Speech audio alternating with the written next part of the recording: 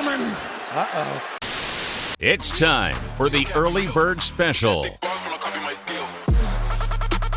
Bringing you the best stories from the world of sports and sports entertainment. Now, here are your hosts, Sparky and Burdick. Welcome back. Early Bird Special Hour 2. And as we just told you last hour, football is back, baby. We're right around the corner from the NFL starting up. College ball is right around the corner as well. And I'll take this from my boy Kenny Calvin. Boom! You don't do it right. You don't do it. Of course not, but I do it. You know, my dad watching Dolphin games growing up, we always did the boom, yo. And we haven't had a lot of booms in the Dolphin country for a while. So running between me and Burdick for the last 15, 20 years, running these BC games. That's all you hear? If you're the only one in the whole radio station running a BC game and you hear Kenny's boom. It's like, oh, we scored. Sweet. Yes. I got to run back to the board. Things are going well. Kenny Calvin is with us here in studio. Sir, how are you? Oh, it's beautiful, guys. Thanks for having me in. Absolutely. Honored to be with you guys. So, I mean, football season's here. Football season's upon us. You and Ryan Chavez are obviously going to be back for BC football. How are you guys feeling? How's the season look? Well, me and Renegade Rob, we excited. You know, we had our first media meeting last week with our interim AD, Miss Carly Flowers. Shout out to Carly and Todd Hansen. But definitely excited. Rob's on vacation in the Bahamas right now. Wow, so must be nice. Yeah. God, couldn't take us with him? Right, Shoot. right. Must be nice. Well, okay, so I know I asked you this off air, but I know you don't have a specific number, but shout out some guys who we got returning this year to the team. Oh, man, we got Xander Polito returning. We actually got Daniel Bubba Nettles. He was one of our biggest backs last year. Actually did a great job just continuing to get us those third down conversions out of the backfield, nice passes out of the backfield. Defensively, we definitely got some monsters coming back. Miles Poole was one of our best defensive ends. He's going to be a great addition to Coach Tyler Thompson's focus on defense, and we got to really mention that new coach coming in, right? Absolutely. He's a defensive guy. Can't talk about the team without talking about that defensive mind that's going to be continuing to lead that side of the football. And you know what? Defense wins championships, right? Absolutely. So you got to get it started on that side of the ball before you can get anything. Yeah, you got my vote on that. I mean, Yeah, defensive last year was what won us games last Absolutely. year. So I'm excited for this season. right. I mean, we talked about last season, you know, everybody wants to win 10 games a year, Absolutely. right? That's the goal. But, you know, last year we had maybe 5 games that we lost by less than 12 points, right? You know, that tells you you're playing some good football every week. Absolutely. The problem last year was the inconsistency at quarterback. 100%. You know, and me and Steve and you guys would sit here in our studio for road games, and you could see the frustration of us being in games every week defensively, keeping us in the game and just not being able to convert offensively. Right. So that's what I'm excited to see too, having a nice quarterback in 2 guys, because you have a surprise in Carson Woods coming back and joining Malachi Statler, who also had an amazing second half of the season after he was able to be the guy, right? So having those things with a defensive mind like Thompson and the rest of the guys that are coming back, you definitely have an opportunity to have some great things happen. Are we going to see a 2-quarterback system like we saw last year, or are they going to focus on one of these guys? Are we going to get us a competition here? Yeah, we're seeing iron sharpens iron? You know, I actually hate 2-quarterback system. That's why I was curious. You know, I've heard you say it on the air, so I'm like, I don't know if that's going to work out. Right. It's one of the things for me that really, you know, as a defensive guy, you just want to hope that the offense has it all figured out as a player, right? This is me talking as a player. You hope that, all right, we do our job and they got it all figured out. Last year, we had no idea who was going to be the quarterback at any certain drive. True. So with Carson Woods coming back, that is something that I, as a defensive guy, like, oh, are we going to figure it out who's going to be the guy? But when you got 2 guys like that, man, that's a nice problem to have. Absolutely. No, it is. I mean, and speak to both of them. You've seen both of these guys play. So, like, what are the differences you get from Malachi that you don't get from Carson and vice versa? Know what? The joy I have in having those 2 guys on our roster is that I covered them through their high school careers. Absolutely. At Kern High Network, right? Carson Woods for Liberty, state champion. Malachi Statler stud, right? Absolute stud. One of the best games I ever called in high school was his game versus Central, where they were going back and forth. Yes. And it was a wire-to-wire finish where Central won by 1 touchdown. But watching that kid since he was a sophomore, he's one of the most consistent quarterbacks I've ever seen. Like, on my top 5 of all time, I actually put that kid in there. Wow. Top 5 Bakersfield quarterbacks of all time. He's not kidding. When I covered and did games for Garces, every time Garces went up against Malachi, I said, "Oh, this is going to be a barn burner." This kid's going to throw something 50 yards down the field, look like Derek. It's going to look nice too. It was incredible to watch. Right, he was incredible. I mean, he had guys like Malcolm Watson and all those tall guys that he was throwing to, right? But as a high school kid, I saw him being this quarterback that was just ready for the big league. So to have 2 guys like that, it's a nice problem to have. 100%. But they're going to compete so much at any time. You can have that 2 quarterback system, man. So I'm wondering how that's going to play out as well. So shout out to Coach Dean and Coach Paul who have to deal with that problem. I mean, again, it's a great problem to have regardless of which way you go. Both of these guys are studs and are local boys, so you got the fans behind you with either choice. Right. Personally, I love Malachi, so I'm in Malachi's corner with this one. And I think he's earned it, right? I think so, what too. I mean? But at least the starting nod to start the season. If it ends up being rough like it was last year, then maybe you make an adjustment. Right. I agree with that. I mean, 6-5 was the record last year. We're opening up the season with a great game. How are we looking with the rest of it? I know our first home game is Allen Hancock, correct? Yes. If I'm not mistaken. So how are we looking That's this our first year? home game. Yeah. Yeah, first home game. Yeah. And what's exciting about that, we have Coach Seth Dammer, former Renegade player who was the head coach at Allen Hancock previously before coming over to lead our offense, right? So what a beautiful thing for him to have an opportunity to host his former team at the house. That's going to be beautiful. I traditionally had some amazing battles versus Allen Hancock. I don't know if you guys heard this story. Oh, yes. Sophomore year, we beat them 50-48, and I won on a fake punt touchdown. Nice. There you go. Right?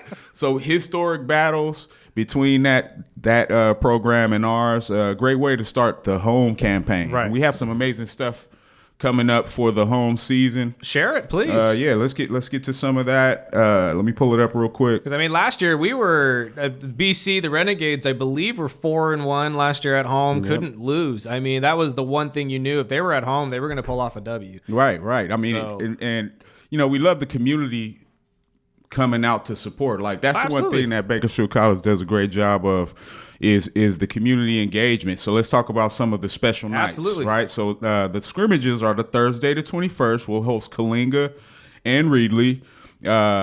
Saturday, September 6th, our first home game will be the Allen Hancock. That'll be first responders night. I always love celebrating the first responders in our home openers. Just something about seeing the fire department right across the street from campus, having a huge flag set, and we have so many former Renegade players who were part of the first responder community. Absolutely. You get all of that influx of all the former alumni coming up to support the school, and the process is beautiful.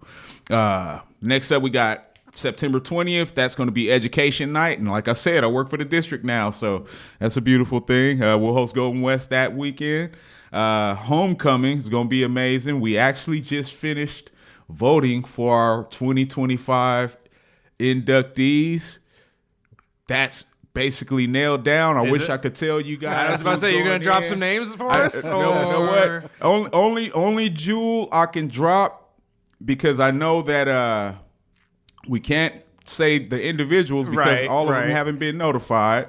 But our 1978 state championship basketball team is going in. Nice. Oh, right on. Yeah, and that's a beautiful thing, because my uncle Manuel Calvin, who passed away a couple years ago, he was one of the MVPs of that team, along with my uncle Dean Jones, former USC Trojan and Hall of Famer as well. So that's going to be an amazing night to see them be celebrated. Absolutely. That homecoming. And fantastic. Yeah, we host Cerritos that night.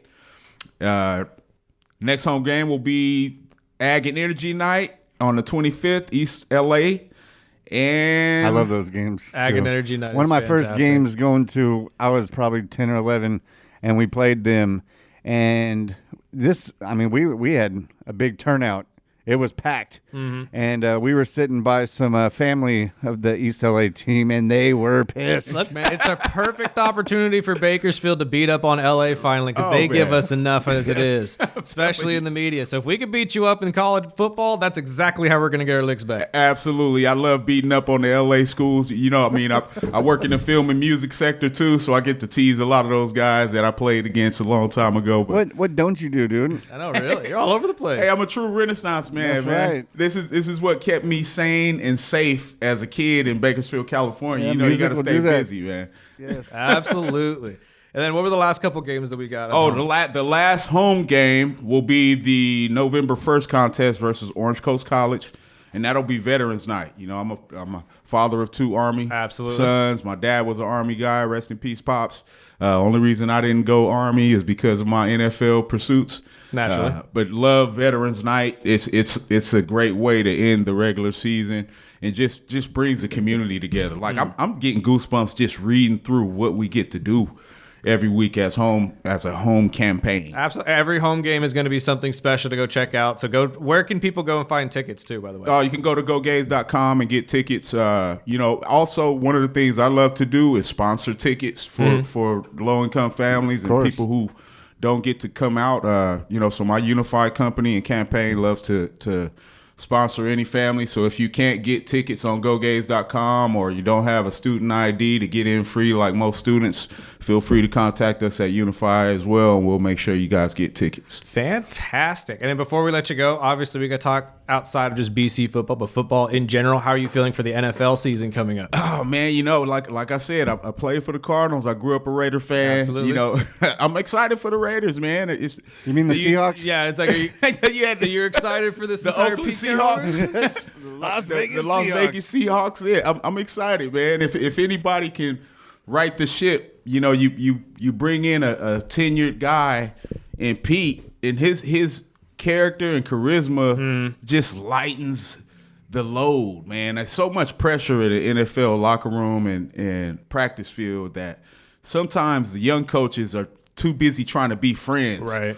Like I come from the cloth of Coach Chudy and my coach Jimmy Red Parker, late great Clemson national champion Grinders. coach, right? Like grinders that didn't care if your mom's in the stands. Yep. And, we're going to tell you what you need to hear, right?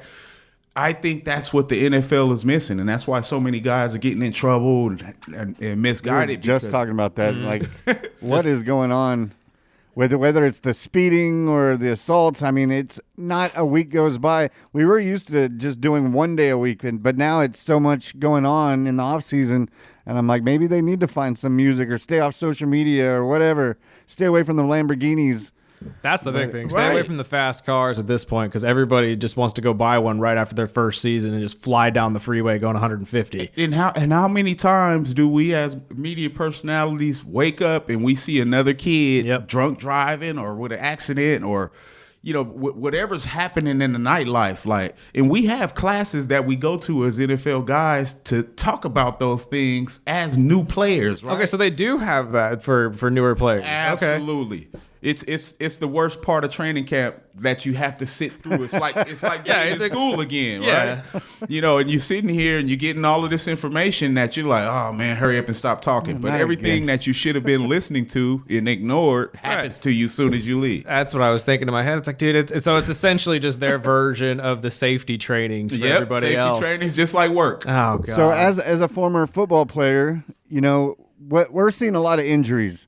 Is it the conditioning? Is it the turf versus the fields, or do you think it's more a little of both? Because we're seeing it in a lot of sports, not just football. Mm-hmm. Yeah, a lot of non-contact injuries. I mean, we woke up this morning, started the show with the Justin Fields injury, non-contact, went down, and luckily we got to hear later that it was a toe injury, but it still was non-contact, and everybody knows about the Jets field, right? Because we've seen a lot of players just drop. Yeah, and that's the catch-22 because we love the artificial surfaces because we feel faster as players. Like I mean, it feel like you're floating in air as you're running, but the cutting and the movements are the things that usually naturally happen with the non-contact injury. Right. But I think it's twofold because I was a guy that as a senior in college, I thought I had it all figured out. Wasn't working out as much as I needed to on my lower body. Yeah, everybody works out upper body, right? But you're not squatting. You're not doing a lot of the lower body You work. were skipping leg day? What's going on? Leg day, right? And then all of a sudden your knee gives out, right? Those are the things that I think about based on what I knew I didn't do as a player, right? And I wish I did better. So it is a catch-22 there as far as everything. Yeah, a little of everything. You have to have the right mentality as a player off the field and work as hard as you can to keep your body in shape. You have to avoid the alcohol and smoke and naturally. And a lot of those things that we don't think affect us. Yeah. The nightlife, staying up till 2 and 3 in the morning, and then you go to work out tomorrow because you're just this natural athlete, and all of a sudden your body doesn't respond the same way. And that's where the injury comes from. So I mean, we saw the same thing in basketball this year in the playoffs. Yeah. I mean, we saw so many big name athletes just drop. Like and never I don't know before. if it was forcing too much on their bodies, you think, or is it just the luck? Steven, you hit the nail on the head. Think about the pressure that was associated with Halliburton trying to stay on the court to get it done. And you know he's not taking care of his body in a sense of, oh, all right, I'm already strained, I'm injured, but I'm here now, and I think I need to go ahead and power through.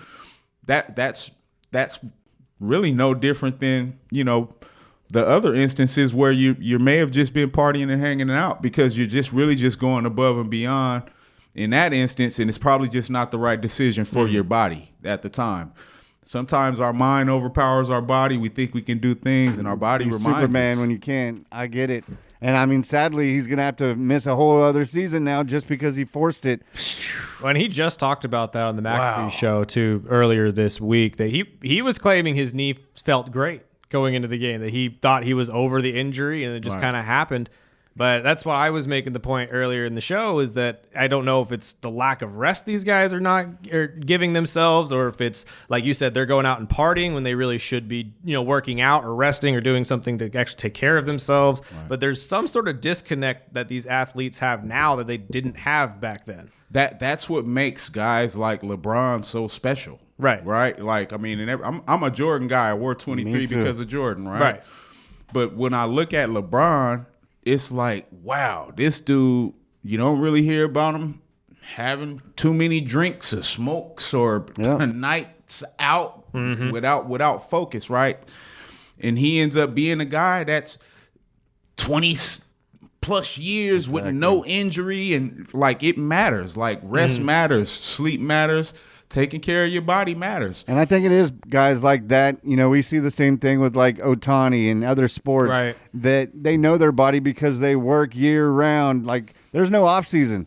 Yeah, you might not be on the court playing 82 games or 160 plus games, but they work so hard in the off season that they know their body and maybe don't push it too much. And that I see the same thing with Ohtani, is how they're taking it real slow with him pitching. And they say, players like Ohtani, Jordan, LeBron, it's 366 days a year. Right, Kobe. Yeah. Kobe to top of the list. Right. So, and, I mean, that's year round. Would it be safe to say we're chalking it up to discipline then being the major factor? Absolutely. Like, and this is something that I'm wholeheartedly honest about. If I wasn't a guy that loved hip-hop music so much and was ripping and running in the spring every year of my career, I probably could have played 10 more years, right? But it's the people who have the discipline to focus on that mission and just make it the mission. Yeah, they seem like weirdos, right? When they're going through the experience, isolated, not showing up to family events, but their focus on their goal and task at hand is second to none, and that's why they had a longevity. It's like a unicorn. It doesn't happen often, but when you see the guys that stick to the script, it usually works. Yeah, and you got to respect it at the end of the day. Absolutely. So, Absolutely. Well, then what was the other question is, I know you and Rob are doing a little something special this year. You got a side show that we can tune into? Well, we just got approval from Miss Flowers. Oh? Shout out to Miss Flowers. I want to meet Miss Flowers. That's just a perfect... She seems to be behind you. So. Yes, and this is what's so cool about Miss Carly Flowers. She's in a situation where she was the associate AD and she comes in and things happen and she has to be put into the seat to lead until something else happens. We're developing an opportunity to get back to something that was close to like my Renegade Report show, where we're meeting with coaches and players once a week on a Monday. Nice. And doing recaps, talking about things in the community. We're actually hoping to aim to set that at Rio Bravo Golf Course. Nice. Okay. And couldn't pick a better place. Oh, wow. They're doing some amazing things out there as well. We have some amazing sponsors, that'll be heading that show. But there's some pregame shows as well that other media personalities like Vance Palm and Titan Tom Myers will be helping out with as well. Nice. So what I love about what's happening on campus, along with the facilities, right? We just had the $16 million upgrades to the gym and all of this stuff. We wanted everyone to be focused on keeping our media up to speed as well. Like we were NFL level field, Division I level facilities. We need NFL level commentary and Division I level media support. So now that's what we're doing as far as getting ready to provide more content for you guys to help with your shows as well. You know what I mean? Well, as you put it together, let us know because we'll always help cross promote. We're big Renegade 100%. Fans. My final question before we wrap it up is the NIL. And you know a lot about the smaller teams. And what do you think the overall effect of the NIL, the transfer? Is there some type of maybe a stamp that they need to change up where maybe players can't transfer every offseason and the smaller teams? Is there some type of maybe salary cap system that we need in college where not everybody just goes to the same Sparky? 3 or 4 teams? I'm smelling contracts in the future. Maybe. Like, it's so interesting. And, like, every time I hear NIL, I get jealous because I'm thinking I need my back pay. Right?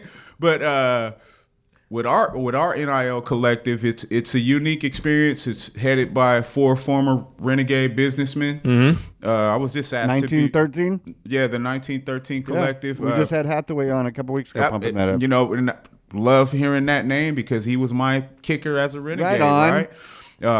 And he reached out to me, hey, Ken, you do such a great job with everything. Do you mind doing this video for us? I'm like, yeah. I mean, if it's for the college and if everything's approved, let's go. And just being able to get insight from people like that who are my teammates, anytime they call, I'm going to help.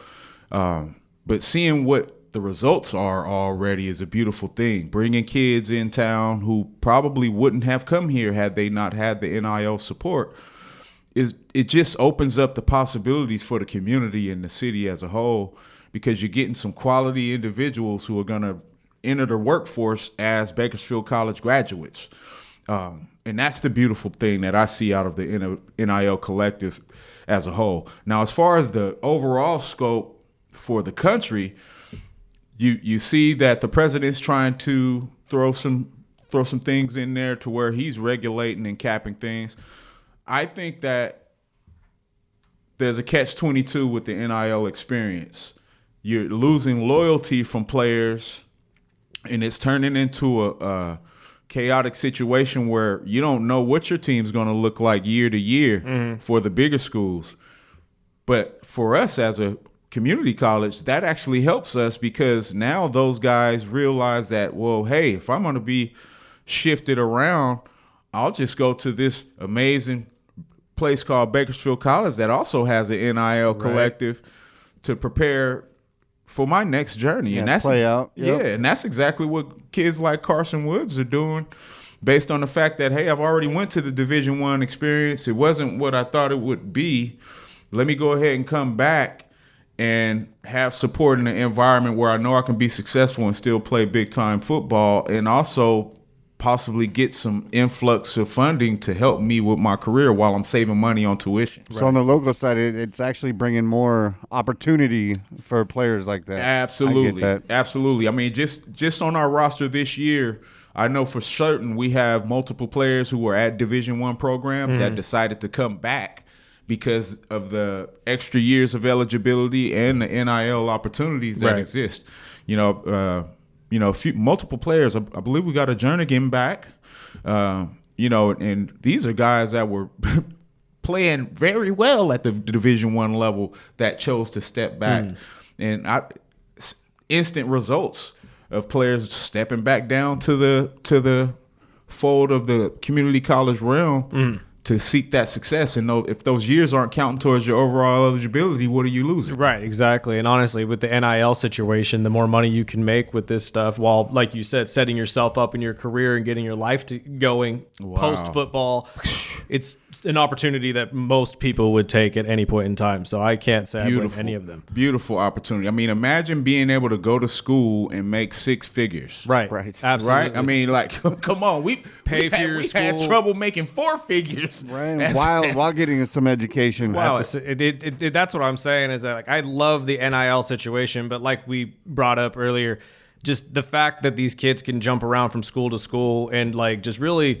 the non-loyalty part of it, I think, is the issue. That's the true issue for me too, as well, bro. Like, I went to I played at 3 colleges, right, not of my own choice, right. But I take it back to the high school experience in the realm. You want to stay 4 years where you are, right?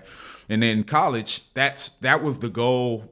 Back in the days, it was insane to think about hearing a player transfer during the year, right? Absolutely. Or, year to year. Now it's happening with some of the best players in the country jumping ship. I mean, we just had, the Georgia quarterback just jump ship right now because he was getting more money offered to him at Oregon or something, wherever the heck he's at. Right. Yeah. It's just, you really left one of the top schools in the country just because of the money aspect of it. That's why I think contracts have to be coming in at some point. I agree. Because these schools aren't just going to be okay with offering you $5 to $10 million a year to come play for them. And then the next year you're like, I don't want to play for you anymore. And then just leave, and now they're high and dry with nothing to live agree. For. You know what I mean? Go ahead. Well, no, I was thinking of the Tennessee players as well, like the brothers that you had that, the dad trying to negotiate for more money. And then it ends up costing his son millions of dollars. Yeah. Well, there's your cut, Dad. And that's what I'm saying. Like, the agents have to be coming in earlier at some point. But, I mean, do you kind of agree with us as well, and we'll end on this, that some of these college players should be required to take financial courses if they're athletes just so they know how to allocate this money? Is that something that you get taught when you're getting into sports? Not enough. Now it's more realistically happening. Right. I believe someone texted in and said Washington requires their players to go through it. Like, I think that's something that every sports team should have their athletes, especially if you're getting NIL money. Right. We actually had, when I was a grad assistant in Louisiana at LSU, we had meetings. But they weren't courses, right? But it would be just a meeting where we had former players, former NFL guys come in, and they talk to you about past mistakes and past situations.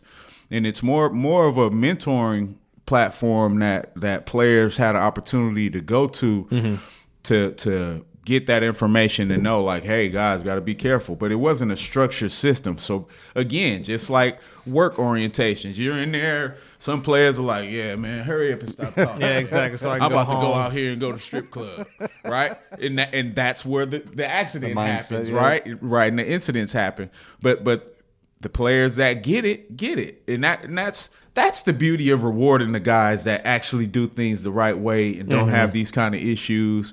And figure things out. And like I said, I wasn't this Cub Scout, right? I'm a football player in the fall, hip hop artist in the spring, my whole life, right? Since 12. But there was a point in my career where, I had to figure out, like, hey, do you really want to finish school? Like, do you really want to play your full tenure of college? Like, I had a year where I redshirted and was out of football in 96, 97 season, right? And I had people really coming up to me like, hey, what are you doing, dude? Like, you're one of the best players I ever seen, man. Why aren't you taking this stuff serious? I know you want to rap, dude, but hey, you're pretty good at rapping, man. But you're one of the greatest football players I ever seen, man. Like, pick a side. And those conversations that I had with people who really cared helped me finish. And I get goosebumps just thinking about it, because without people in your life that are going to have those conversations with you, right, you lose your way. And I think that's the problem. We don't have enough villages to keep them focused, for players to keep them focused. And many guys, when they move out of town to a new school, you're just there. You don't know I didn't know anybody in Arkansas, right? I just got off the plane and was picked up by coaches. So there's no discipline or people there to tell you to stay on it. And that's usually when you meet the bad guys that get you into the troubles. Yeah, come on, buddy. It's like the devil on your shoulder, right? Hey, exactly. Oh, you got time today? Don't worry about going to practice. Yeah, it's like the therapist on the Jordan Lucas album. Oh, Lord. Final, since we talk Arkansas real quick, what are your thoughts on the 30-year-old coming back to play football? Oh, I just saw that this week, man. The former baseball player going to play for the Hogs, man. Shout out to the Arkansas Hogs. You think it's going to work out for him? Hey, you know what? I had a player on my team in Arkansas named Yarin and another player. These guys were special forces. Went to their respective armies. One was from, I believe one was from Switzerland, and another was from Navy SEAL, right, from America. 2 guys on my college team in Arkansas that were 27 and 28 in 1997. Wow. So when I saw that story this week, I reflected back to my man Yarin and my other teammate, and I was like, wow, this is still happening. But when you got guys like that who've been athletes their whole lives, right, very disciplined, multi-skilled athletes, they have an opportunity to be successful and can still play at a high level. The sad thing is that they're doing it with kids that are 7 years younger than them. That's exactly what he said too. It's like, I was like, you're going up against some 18-year-olds. Getting quick. Yeah, and it's gonna be a situation where you better be awesome or you just turn into the joke on campus. Absolutely.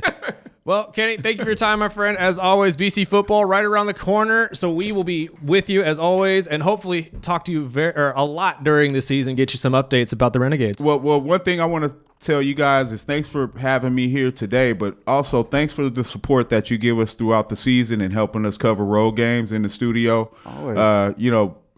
Without you guys doing that with the new format and how other colleges are bringing their own live streams in, a lot of our fans would be missing out on BC football. So I'm grateful for you guys, and I'm always one phone call away. Absolutely. Teamwork, baby. Well, just keep us in the loop in the upcoming changes, and we'll get you back here shortly. We appreciate your time, Kenny, and we're going to take our break right here on the Early Bird Special.